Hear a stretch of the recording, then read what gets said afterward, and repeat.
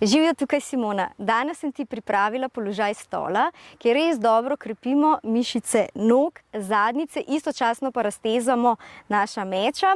Ko naredimo končni položaj še z rokami navzgor, pa lepo raztegnemo tudi hrbtenico. Tako da gremo kar v stoječ položaj.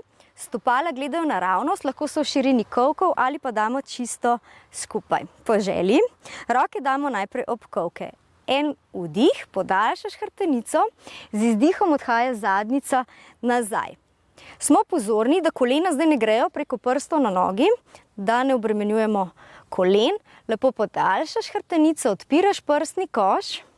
Lahko ostanemo tukaj ali pa roke damo pred srce.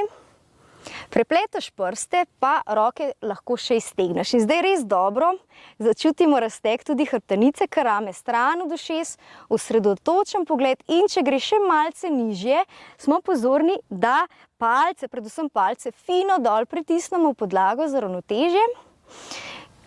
Čutimo toploto v naših nogah, gremo še en vdih, dvigneš navzgor in z izdihom sprostimo roke.